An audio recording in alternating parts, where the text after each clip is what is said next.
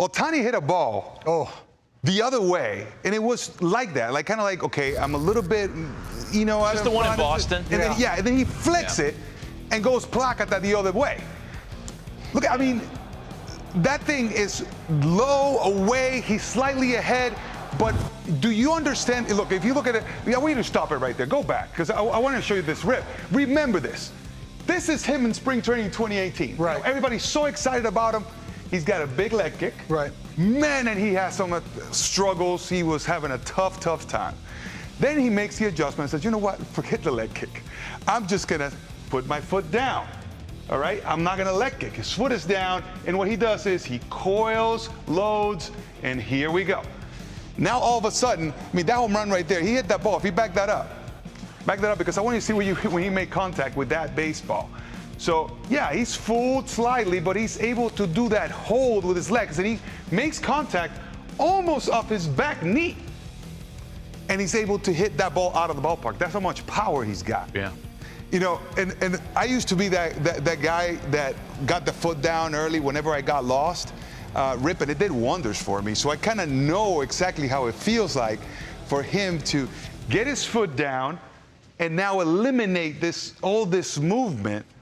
And he's so strong that all he has to do is touch it. Yeah, and that foot coming down early too. Excuse me, Rip. He's been pitched soft away all year long. And correct me if I'm wrong. Foot down early, you have a chance, right? You have a chance to react to that a little bit better. Well, the first thing is when someone adds a leg kick maybe into their arsenal, if they didn't naturally do it at one time, it's probably to generate a little bit more momentum and a little bit of power into it.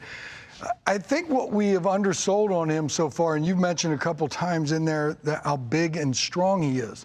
He's one of the biggest dudes and strongest dudes that's in the game. So for me, I don't need to necessarily generate anything because the more movement means the more something can go wrong. Yeah. So to your point, if he just wants to pick it up and put it back down, he can leak a little bit like he did and then just go bam, and it goes out that way right there because he's big and strong. He can also get to the one. Well, he did. The 90. We've seen that happen already. Yeah. Look, can I get something off my chest? He's a unicorn, by the way. Get something off your chest. Can I get something off my chest? Because we talk a lot about hitting. Because I'm here to help you get this off your chest. You're going to help me here.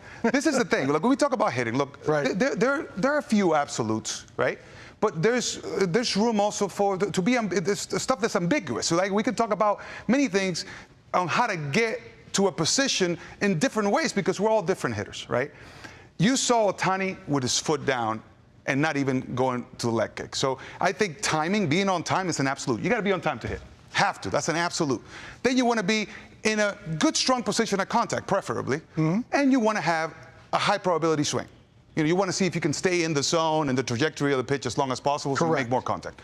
I would say those are the three absolutes. If you have another one, please offer it, Rip. But how you get there or how you accomplish that, man, it varies from hitter to hitter. You know, and you saw Albert pick up his leg on that one. You saw him be slightly open. But you also seen Albert where he does what Ohtani does, and he was open like this, and all he did was just, remember that? Sure. Albert in St. Louis, just this, right here, whap, because that's the way he got there at that particular time. Now he's leg kicking.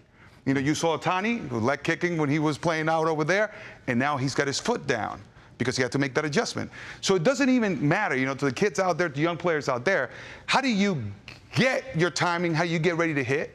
That's on you. You got to figure out a way to get it going. How do you get that barrel going, you know, through the zone? That's on you. Maybe different than me, maybe different than Rip.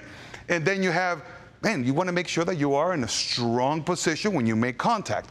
That, I would say, are the three absolutes. Okay. Anything else? Well, I just think in order to hit, you can have a weird swing, not so good swing, pretty swing. If you hit the barrel of the bat on the baseball in this position right here, you have a chance to hit. Period. Doesn't necessarily matter what your swing looks like or how you get there. And everybody is wired differently. Earlier, I was talking about Junior, my bro. He stood anywhere he wanted in the batter's box from time to time. Everything. It didn't matter. And he won an MVP standing straight up. He won an MVP crouching down. Remember the violin? Yes, I do. I remember. We talked about the violin. But the idea of being able to get the barrel of the bat to the baseball, period.